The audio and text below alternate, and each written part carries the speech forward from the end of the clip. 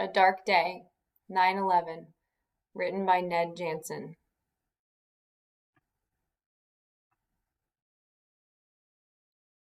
Introduction. The morning of September 11, 2001 was much like any other day in New York City. The streets were choked with traffic and people filled the sidewalks and scurried to work. Horns honked and an occasional siren pierced the noisy air. At the southern end of the Manhattan Island, the twin towers of the World Trade Center stood like proud guards over the city. Thousands of workers exited taxis, buses, and underground subways, making their way to the World Trade Center offices, stacked 110 floors high into the sky. High-speed elevators swiftly carried workers upward from the street level to their places of work. Then, as if out of nowhere, came the roar of jet engines overhead. The skyscraper walled canyons of the city were used to loud and unusual sounds, but never one like this. As pedestrians looked skyward, they saw a large passenger jet flying unusually low, headed directly toward the World Trade Center.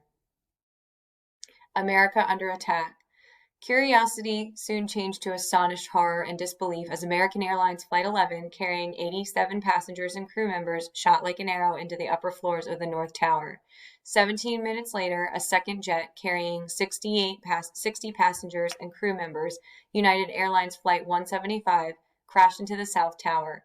Each crash was immediately followed by an enormous explosion as the jets, filled with fuel, erupted into gigantic fireballs. So this is a picture of both the towers on that day, on September 11th, 2001, right after they were hit.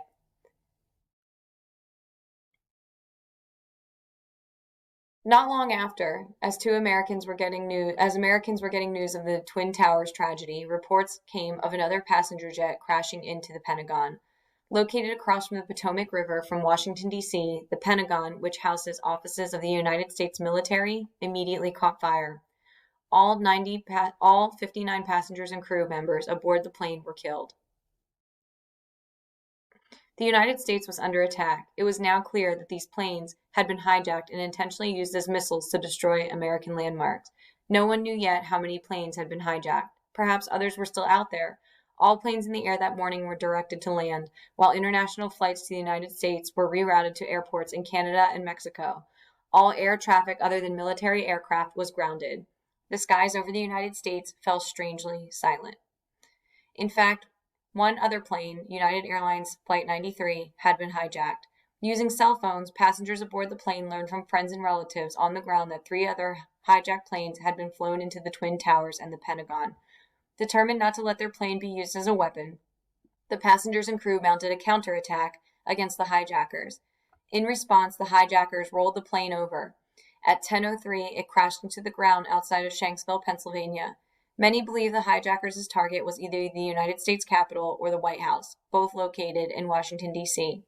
The brave passengers and crew stopped that attack, but all 40 of them died.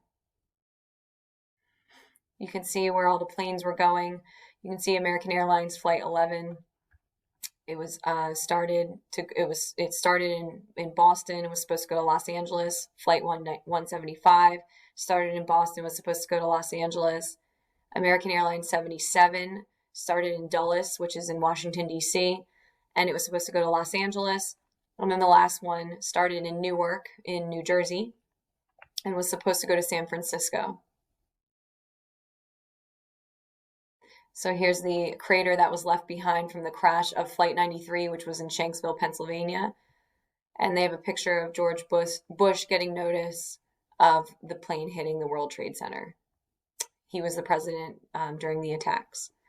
President George W. Bush was visiting an elementary school in Florida when the first plane and then the second plane crashed into the Twin Towers.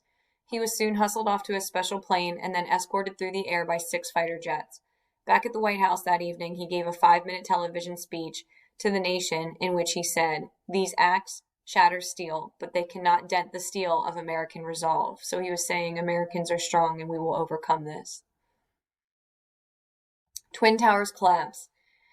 In New York City and Arlington, Virginia, home of the Pentagon, emergency responders were called into action. After the first plane crashed into the North Tower, police and firefighters began evacuating more than 14,000 workers from both the North and South Towers. Rescuers were able to quickly remove most of the workers from the floors beneath where the plane struck the towers. At 9:59, 56 minutes after the second plane smashed into the South Tower. One floor collapsed into another, and the tower came crashing down. 29 minutes later, at 10:28, the North Tower collapsed. So even though the South Tower was hit second, it collapsed first. So you can see each tower was 110 stories high. It says in each tower, 99% of those below the crash survived. At the impact area and above, survival is limited. And you can see photos as the time lapses from when the planes had hit, and then all the way to the end there in picture number 7. The debris from the 2 towers damaged surrounding buildings and set fires, resulting in complete destruction of 2 other buildings nearby. Many other buildings suffered heavy damage, and some were later targeted for demolition.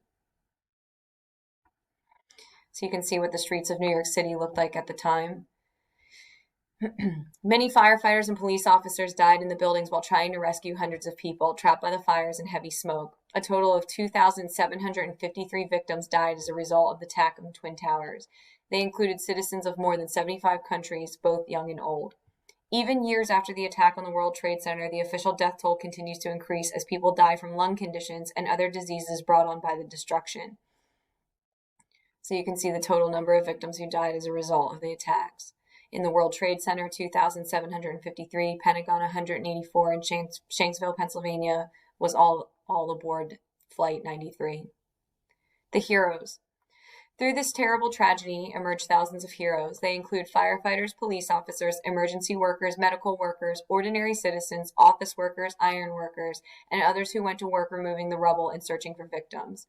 Some of these heroes made the greatest sacrifice by giving up their lives while trying to save others. The heaviest toll for emergency responders was paid by the New York Fire Department, which lost 341 firefighters and 2 paramedics. Most died when they were trapped inside the collapsing Twin Towers.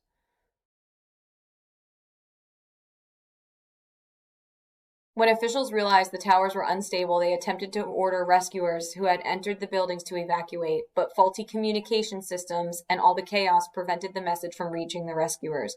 A total of 60 police officers also lost their lives, as well as 8 emergency medical responders from private companies. Numerous stories began to emerge about the workers inside the towers leading others to safety. One such hero was Rick Rescorla, whose firm had offices in the World Trade Center. Rick was from Great Britain and moved to the United States at the age of 23.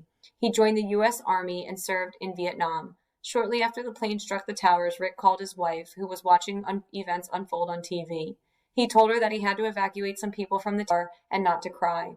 "If something should happen to me, I want you to know I've never been happier," he said. "You made my life." Many of those whom Rick evacuated survived, but as Rick headed back up the stairs one last time to make sure everyone was out, the tower collapsed and he died. So this was a picture of him using the megaphone to help save people. Probably no story of heroism was more compelling than that of the handful of victims aboard Flight 93. The courage of those passengers and crew members prevented Flight 93 from destroying another target and taking more lives. No one will ever know exactly what happened, but we do know those passengers were heroes.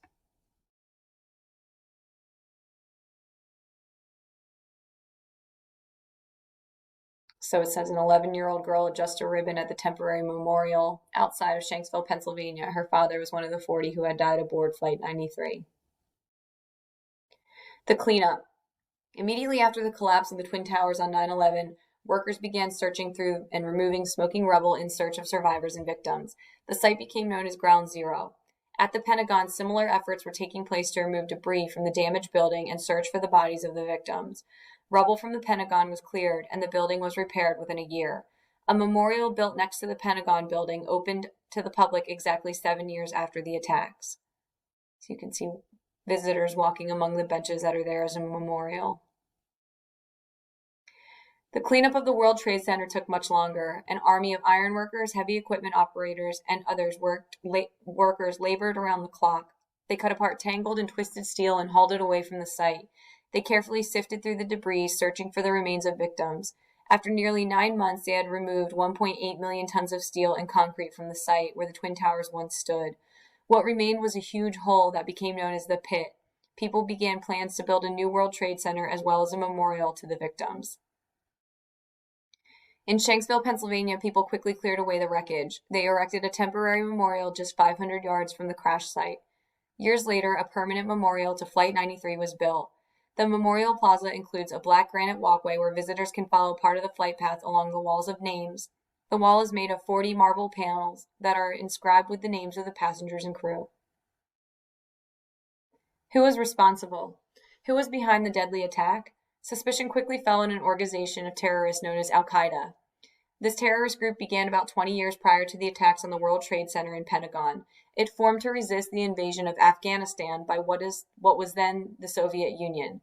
By 2001, Al-Qaeda claimed that its purpose was to rid the Middle East of the influence of the United States and Western Europe. It was only a matter of few hours after the attacks that the FBI released the names of 19 men suspected of hijacking the airplanes. The suitcase of the hijackers' leader did not make it aboard the plane that he piloted. His suitcase was found later to contain the names of all 19 hijackers, along with other important evidence. Before the end of the day, investigators also discovered evidence that pointed to Al-Qaeda leader Osama bin Laden, the mastermind of the attacks. A swift response.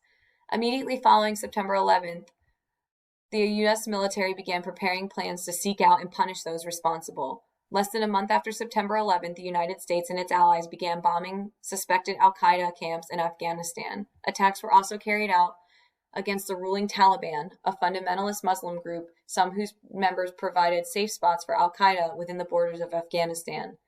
President Bush and Congress passed the Homeland Security Act of 2002, which created a new government department, the Department of Homeland Security. Congress also passed the USA Patriot Act to help find, arrest, and prosecute terrorists. In an attempt to prevent future attacks, the government tightened security along U.S. borders, at shipping ports and U.S. airports. Other countries around the world took similar action. In many ways, life after 9/11 was not the same. For more than 3 years, Al-Qaeda and its leader Osama bin Laden denied any involvement in the attacks. Finally, in 2004, bin Laden publicly claimed responsibility. He stated that the motive for the attacks was to punish the United States for stationing troops in Middle Eastern countries during the 1991 Gulf War and for its support of the country of Israel. A brief history of Israel. Between 1933 and 1945, approximately 6 million Jews were put to death in areas under the control of Adolf Hitler's Nazi Germany. This organized effort to kill all Jews in Europe is known as the Holocaust.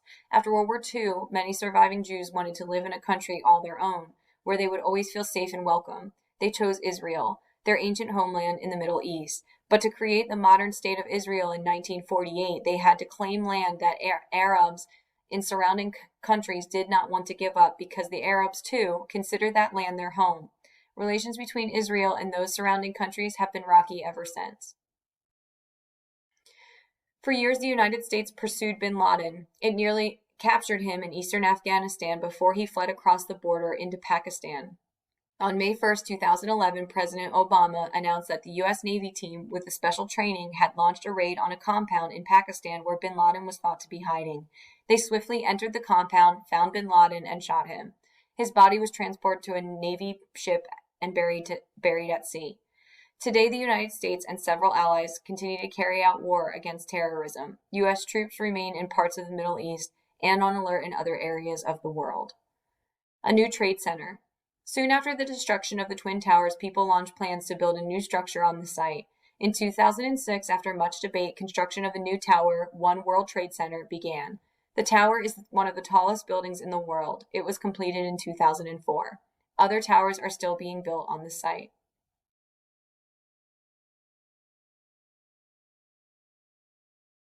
In addition to the new buildings, a memorial and a museum were built at Ground Zero. The memorial honors those who lost their lives in the attacks. It features 2 large reflecting pools set within a grove of trees.